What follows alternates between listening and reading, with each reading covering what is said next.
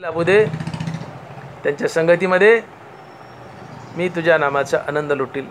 अर्थात तुकोबराने तर संत संगती मागितली आहे. या वैष्णवांच्या घरी प्रेम सुख इच्छा करी. देवा माझी इच्छा आहे काय, मला मोक्ष नको, मला मोक्ष नको, मग मला भक्ती दे, मला मुक्ती नको, पाचव्या पुरुषात भक्ती दे. का तर मी मनुष्य म्हणून पुन्हा पुन्हा मृत्यू लोकात जाईल आणि वैष्णवात अर्थात संत समागमात राहील आणि तुझ्या नामाचा आनंद लुटेल, भक्तिप्रेम लुटेल. आणि म्हणून मुक्तीचा अधिकार आहे. हनुमान महाराज म्हणतात की देव ऐके हे विनंती, बज नको रे हे मुक्ती, इच्छा तया गती हेच सुख आगळे. या वैष्णवांच्या घरी प्रेम सुख इच्छा करी, रिद्धिसिद्धीद्वारी कर जोडणी तिष्ठती. पुढे तुकोबाराय म्हणतात भगवंताला की तुकोबाराय हे भगवंता, तुकोबाराय भगवंताला म्हणतात की हे भगवंता,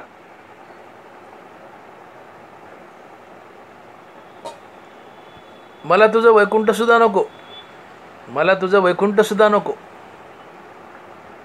का बर? तिसऱ्या चरणात महाराज लिहित आहेत की नको वैकुंठीचा वास आहे तया सुखानाश, नको वैकुंठीचा वास आहे तया सुखानाश. तुकोबाराय तिसऱ्या चरणात भगवंताला स्पष्ट सांगतात की देवा मला तुझं वैकुंठ नको. का? तर वैकुंठात काही काळ राहता येतं आणि ज्या पुण्याच्या बळावर आम्ही वैकुंठात गेलो ते पुण्य भोगून झालं की पुन्हा मृत्यूलोकात जावं लागतं.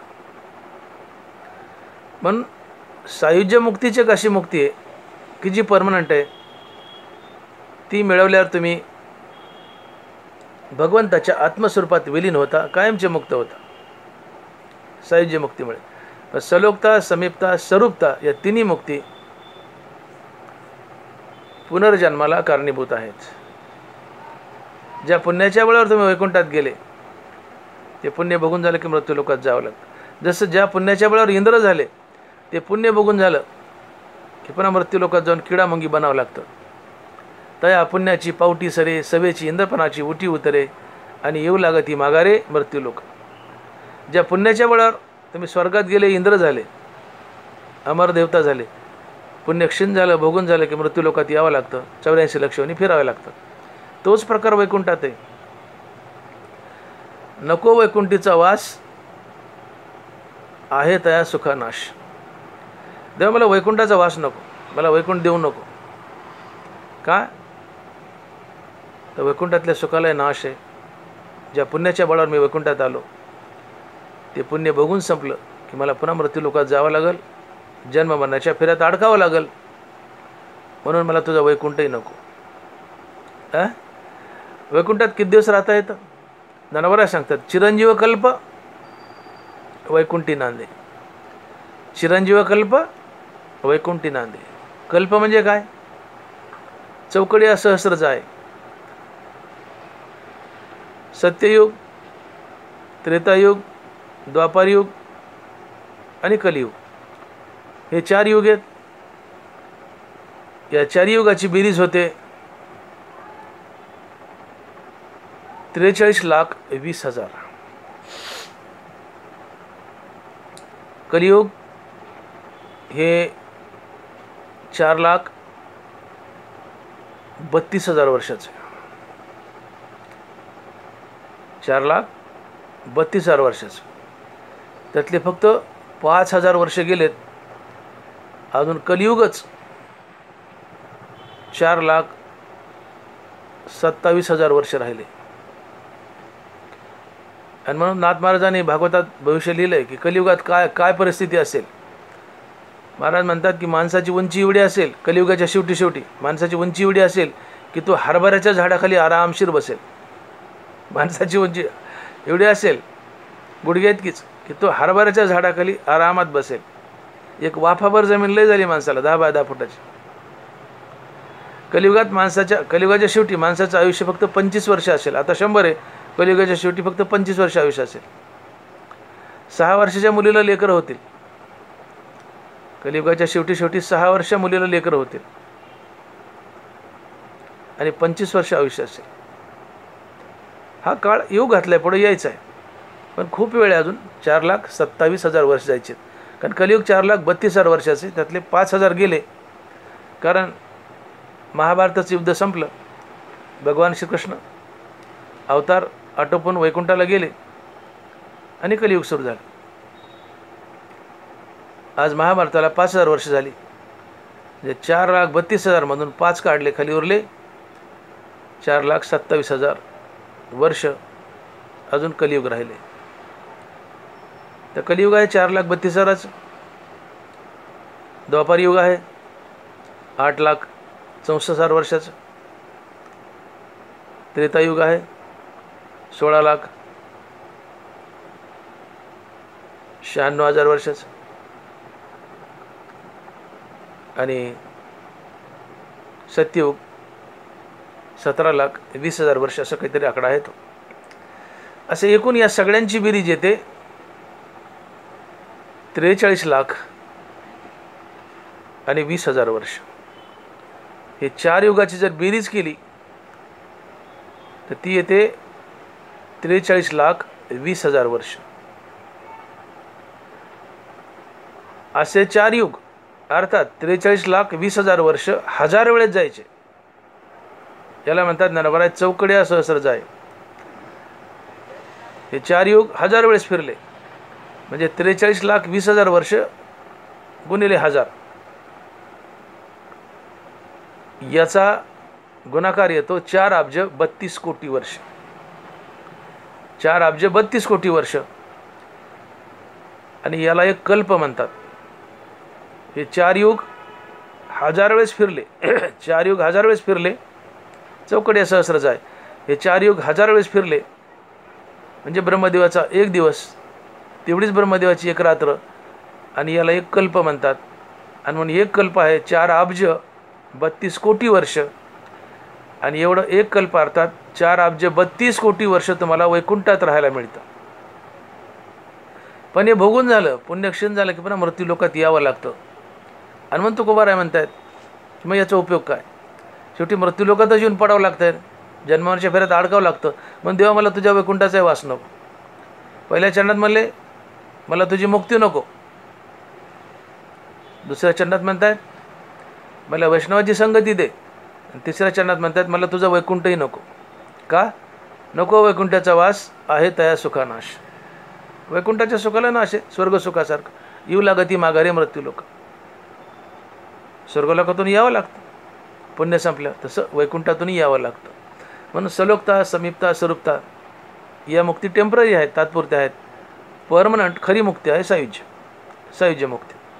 आणि त्याच्याही पुढची टॉपेस्ट सगळ्यात मोठी मुक्ती भक्ती आहे. चहू पुरुषार्थ श्री भक्ती जैसी ज्ञानोबा आहे.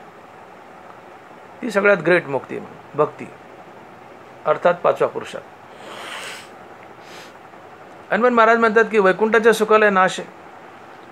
ठीक आहे, आयुष्य फार मोठं आहे, 4,32,00,00,000 म्हणजे मजाक नाही. हे कवा जायचे 4,00,00,000 4,32,00,00,000 वर्ष, एवढं मोठं आयुष्य.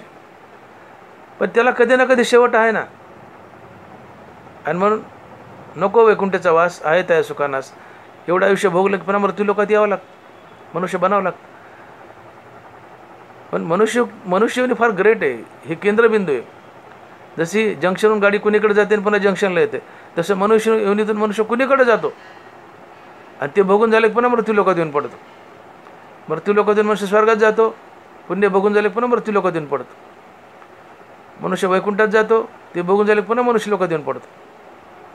मनुष्य लोकातून मनुष्य नरकाला जातो, ते बघून झाले पुन्हा मनुष्य लोकात येऊन पडतो.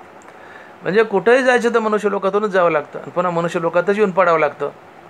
म्हणून ह्युमन येवनी, मनुष्य येवनी ही ग्रेट आहे, सगळ्यात मोठी आहे. बिईंग अ ह्युमन, मनुष्य देह अतिशय दुर्मिळ आणि अतिशय महत्त्वाचा.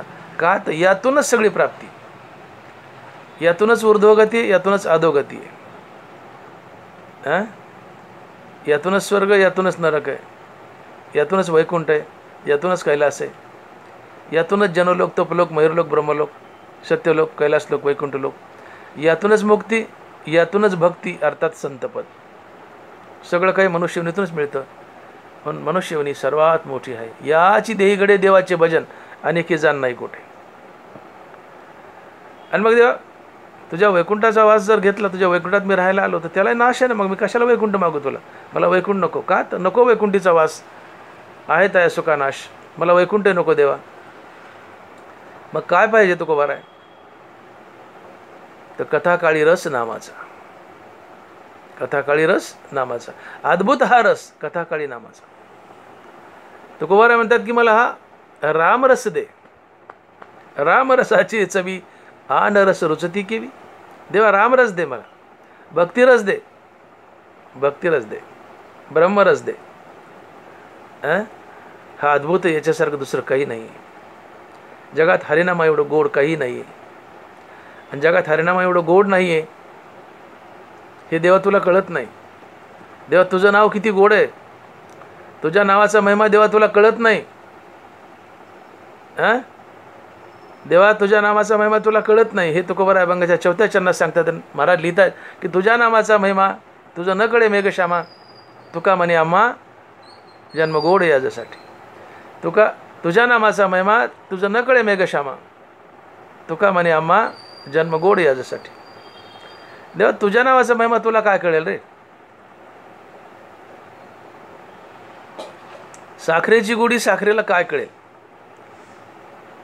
ती खाणाराला कळेल. देवा तुझ्या नावाची गोडी तुला काय कळेल? ती भक्ताला कळेल, ती भक्ताला कळेल. म्हणून मी भक्त तू देव ऐसे करी, हा हट्ट आहे तुकोबारायचा. मी भक्त तू देव ऐसे करी, नको ब्रह्मज्ञान आत्मस्थिती भाव, नको ब्रह्मज्ञान आत्मस्थिती भाव, मी भक्त तू देव ऐसे करी. देवा मला भक्त कर, मला पाचा पुरुषार्थ दे. तू देव मी भक्त. देवाचे अवतार तुका त्याचे बरोबर. देवाकडून वचन घेतले, देवा तुझ्या प्रत्येक अवतारात मी भक्त बनून येईल आणि तुझ्या नामाची मजा लुटेल, तुझं नाव एन्जॉय करेल. भगवंताचं नाम एन्जॉय करा. फॉरेन टूर काय एन्जॉय करता? हिमालय काय एन्जॉय करता? एन्जॉयच करायचं ना. रामनाम एन्जॉय करा, देवाचं नाव एन्जॉय करा. काय मजा येते. रामरसाची चवी आन रस रुचती केली, आन रस रुचती केली. रामरसासारखी मजा कशात नाही. आणि म्हणून देवा तुझं नाव गोड आहे, तुझ्या नावाचा गोड तुला काय कळायचं? तुझ्या नावाचा महिमा तुझं न कळे मेघश्यामा, तुका म्हणे आम्हा जन्म गोड याच्यासाठी. देवा मला मुक्ती नको, मला भक्त कर, पाचवा पुरुषार्थ दे. मी पुन्हा पुन्हा मनुष्य म्हणून मृत्यूलोकात जाईल, तुझ्या नामाचा आनंद लुटेल. तुझं नाव गोड आहे देवा, तुझ्या नामाचा महिमा तुला कळायचं नाही, तो आम्हा भक्ताला कळतो. आम्हा देवाच्या नामाचा महिमा किती मोठा आहे. एकदा एक मनुष्य मरण पावला, एक मनुष्य मरण पावला. यमराज घ्यायला गेले, तपासून पाहिली डायरी त्याच्या पाप पुण्याची. तर त्यांनी उभ्या आयुष्यात फक्त एकदा राम शब्द आपल्या तोंडातून उच्चारला होता. आयुष्यात एकदाच राम म्हटला होता. तर यमराजाला पंचायत पडली. असे केस कधीच हँडल करायला मिळाले नाही. कधी कधी आम्ही डॉक्टर आहेत, आमच्याकडे काही काही अवघड पेशंट आले कधीच न पाहिलेले, तर आम्ही पंचायतीत पडतो.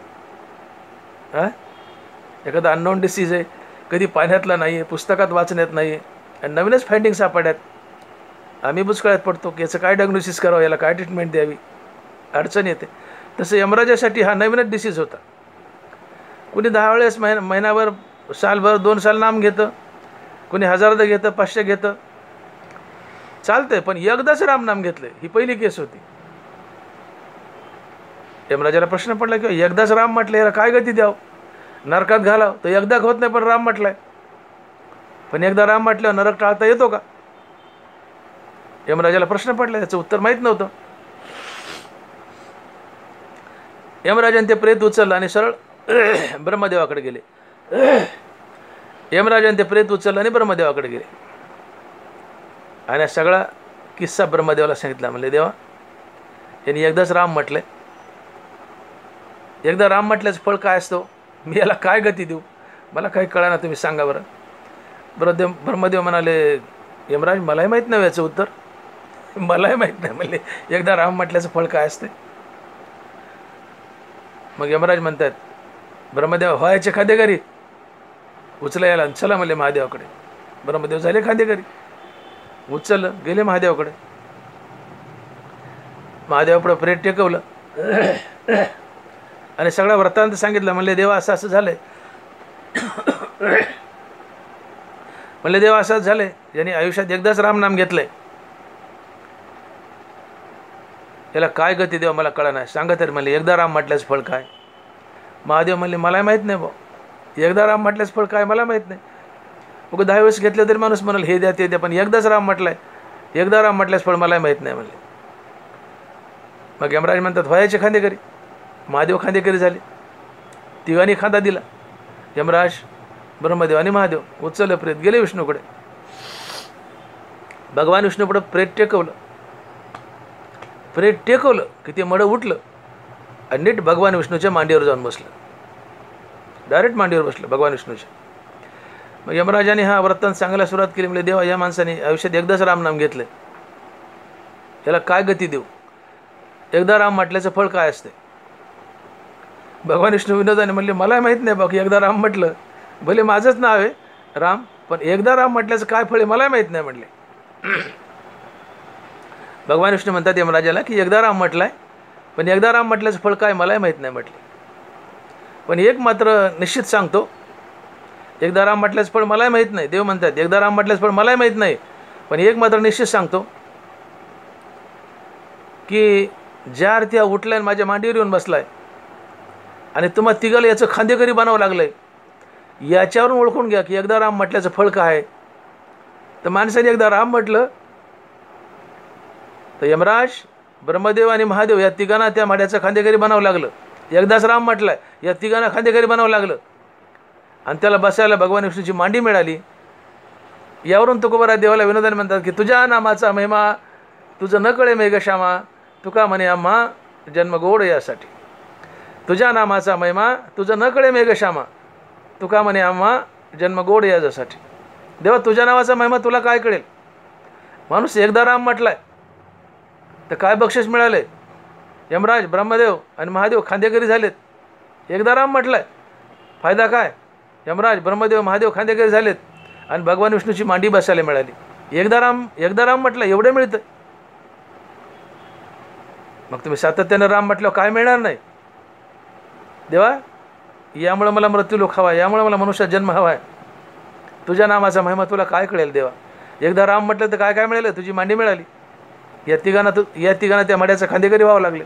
एकदा राम म्हटलं एवढं आहे, एकदा राम म्हटलं एवढं आहे, मग मी सतत राम म्हणेल आणि राम फक्त मृत्यू लोकात आहे. देव मला काय काय मिळणार नाही. देव तुझं नाम गोड आहे, तुझ्या नामाचा महिमा तुला कळणार नाही. साखरेचा महिमा खाणाराला, साखरेला कळत नाही. देव तुझ्या नामाचा महिमा आम्हाला कळतो, भक्ताला तुला कळत नाही. आणि म्हणून तुझ्या नामाचा महिमा तुझं न कळे मेघश्यामा, तुका म्हणे आम्हा जन्म गोड याच्यासाठी. देवाचं नाव गोड आहे. देवाचं नाव देवापेक्षाही मोठं आहे, देवापेक्षाही मोठं आहे. नामानी नामी यांच्यात अभेद असतो, पण तरीसुद्धा देवाचं नाव देवापेक्षाही मोठं आहे, देवापेक्षाही मोठं आहे. सेतुबंधनाचं काम चाललंय. राम अवतारात सेतुबंधनाचं काम चाललंय. नळनीळ नावाचे वानर, त्यांना शाप होता ऋषीचा, त्यांच्या हातानं दगड धरायचे. त्यांनी दगड उचलायचा, एकावर रा लिहायचं, एकावर म लिहायचं आणि दगड टाकायचा. ते राम, एकावर रा, एकावर म, ते दोन दगड येऊन एकमेकाला चिटकायचे. त्यांना शाप होता, दगड तरंगायचे त्यांच्या हाताने. पण त्या दगडावर राम लिहिल्यावर एकावर रा लिहायचं, एकावर म लिहायचं आणि ते दगड आपाप येऊन त्याचं राम बनायचं आणि दगड तरंगायचे. देवाच्या रामनामानं समुद्राच्या पाण्यावर दगड तरंगू लागली आणि त्याचा सेतू बनला. देवाला वाटलं प्रभू रामचंद्राला माझ्या नावाने दगड तरायलेत, माझ्या हाताने तरतेत का नाही हे तरी बघावं म्हणले. एक दिवशी सकाळी समुद्राच्या काठावर गेले देव. आजूबाजूला पाहिलं कोण नव्हतं. देवाने सुरुवात केली, दगड घेतला आणि पाण्यात टाकला, ते बुडाला. पण तरी देवाला डाऊट आला, कोणी पाहिलं काय म्हणून भोवताली पाहतायत. अजून मागं पाहिलं तर मारुती राव उभे. देव दचकले, रामचंद्र दचकले. अरे म्हणले मारुती तू कधी आला. म्हणजे देवा दगड बुडाला तेव्हा चालू, मारुतीरायाने चिमटा काढला म्हणजे देवा दगड बुडाला तेव्हा चालू. मोठी गंमत असते की मनुष्य रस्त्याने पळतो, एखादं पोरगं वगैरे, ते पोरगं जर जमिनीवर आपटलं ते उठल्या उठल्या भोवताली बघतं आपल्याला कोणी पाहिलंय का, किती लागले पुन्हा बघतं, पण आधी पाहतं आपल्याला कोणी पाहिलं का, का कोणी पाहिलं तर अपमान होतं, हे पडलं रे, हे पडलं रे, चिडवतात. ते पोरगं आधी बघतं आपल्याला कोणी पाहिलंय का, आणि मग किती लागलं हे पुन्हा बघतं. तसं प्रभूने रामचंद्राने आधी बघितलं आपल्याला कोणी पाहिलं का, दगड तर बुडालाय. मागं पाहिलं तर मारुती राय म्हणले, मारुती कधी आला, म्हणले देवा दगड बुडाला तेव्हा चालू. मारुती बस म्हणले. कसं रे म्हणले मारुती, माझ्या नावानं दगड तरतात आणि माझ्या हाताने दगड बुडतात, भानगड काय सांग ना. मारुतीरायाने फार गोड उत्तर दिले. मारुतीराय म्हणतात की देवा, ज्याला तुम्ही सोडलंय तो तरेल कसा हो. तुम्ही दगड सोडलाय, ज्याला देवाने सोडलंय तो तरेल कसा, तो बुडेलच. आणि म्हणून तुमच्या हाताने दगड बुडतात. तुम्ही सोडल्यामुळं, तुम्ही ज्याला धराल ते तरेल, ज्याला सोडले ते बुडणारच. आणि म्हणून देव आणि देवाचं नाव एकच असतं, पण तरीसुद्धा देवाचं नाव देवापेक्षाही मोठं असतं. देवाचं नाव देवापेक्षाही मोठं असतं. आणि तुकोबाराय विनोदन देवाला म्हणतात, देवाची गंमत करतायत, थोडासा बारीक चिमटा काढतायत देवाला की देवा तुझ्या नामाचा महिमा तुला काय कळेल रे, तुझ्या नामाचा महिमा आम्हा भक्ताला कळेल. आणि महाराज लिहितात चौथ्या चरणात की तुझ्या नामाचा महिमा तुझं न कळे मेघश्यामा, तुका म्हणे आम्हा जन्मगोड याच्यासाठी, जन्मगोड याच्यासाठी. आणि म्हणून तुकोबाराय देवाकडे हट्ट करतायत की देवा मला मुक्ती देऊ नको, मला पाचा पुरुषात भक्ती दे, का तर मला मृत्यूलोकात पुन्हा पुन्हा मनुष्य बनून जायचं आहे, संत बनून जायचं आहे, संत संगतीत राहायचं आहे आणि हरिनामाचा आनंद लुटायचा आहे.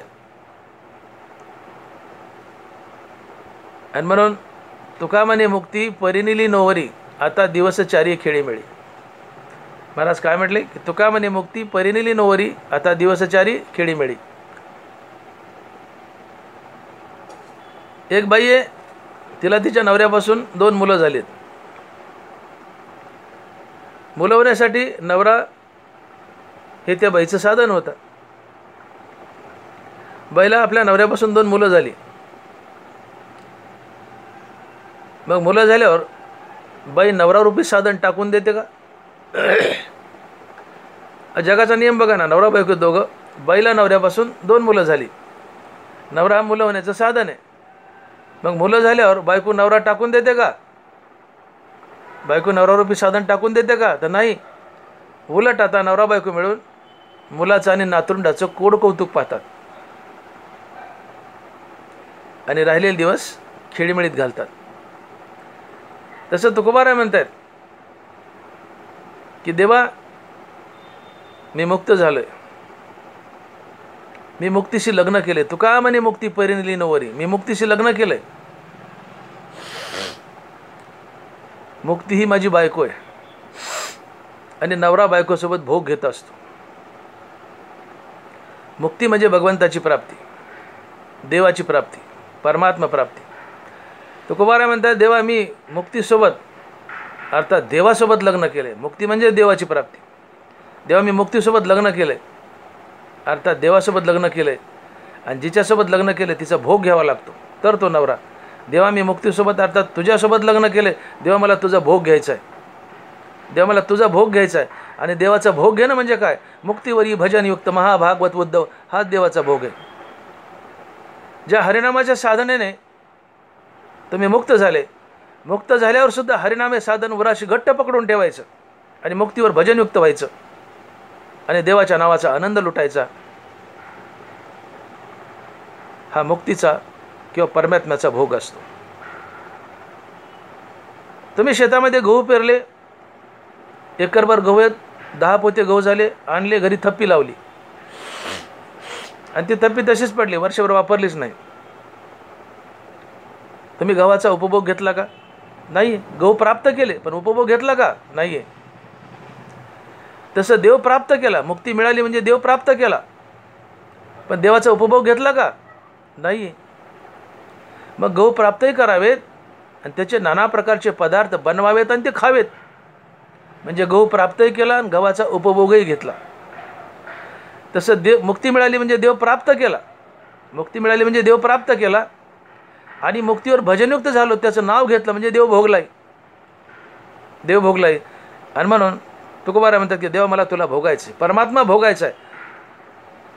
निरंतर भगवंताचं नामस्मरण करणं म्हणजे भगवंत भोगणं, परमात्मा भोगणं, मुक्तीवर भजनयुक्त होणं. तुका म्हणे मुक्ती परिनिली नवरी, आता दिवस चारी खेळी मिळी. देवा मी मुक्तीशी लग्न केलं आहे, अर्थात तुझी प्राप्ती केली, आणि मग मला तुला भोगायचे, बायको भोगायची असते. देवा तू माझी बायको आहे. आता मुक्ती म्हणजे देवाची प्राप्ती, मुक्ती मिळेल म्हणजे देव मिळवला, म्हणून बायकोसोबत संसार करावा लागतो. देवा मी तुझ्यासोबत संसार करेल आणि उरलेले 4 दिवस खिळीमिळीत घालील, अर्थात मुक्तीवर भजनयुक्त होईल, मुक्तीवर भजनयुक्त होईल, तुझं नामस्मरण निरंतर घेईल, आणि राहिलेले दिवस 4 मी खेळीमिळीत घालील आणि तुझ्या नामाचा आनंद लुटेल. आणि म्हणून तुकोबारायला मुक्ती नकोय, भक्ती हवे. आणि म्हणून महाराज म्हणतात देवा ऐके हे विनंती, मज नको रे हे मुक्ती. देवा ऐके हे विनंती, मज नको रे हे मुक्ती, इच्छा तया गती हेची सुखागळे. देव मला भक्ती दे, भक्ती प्रेम सुख दे, तुझं नामस्मरण दे, मला मुक्ती नको, मला मुक्ती नको. आणि मग ज्ञानोबा हरिनामाला संभोग म्हणतात. ज्ञानोबा ज्ञानेश्वरी 4थ्या अध्यायात लिहित आहेत की जो मनाशी चाडण सांगे, प्रकृतीचे केले नेघे, जो श्रद्धेचे संभोगे सुखिया झाला. उभी नीट ऐका. जो मनाशी चाडण सांगे, प्रकृतीचे केले नेघे, जो श्रद्धेचे संभोगे सुखिया झाला. श्रद्धा म्हणजे नाथ महाराज लिहितात की माझी या नामाची अति आवडी, तया नाव श्रद्धा रोकडी. भगवंताच्या नामाची अति आवड असणं ही श्रद्धा आहे, अर्थात आवडीने भगवंताचं नाम घेणं ही श्रद्धा आहे.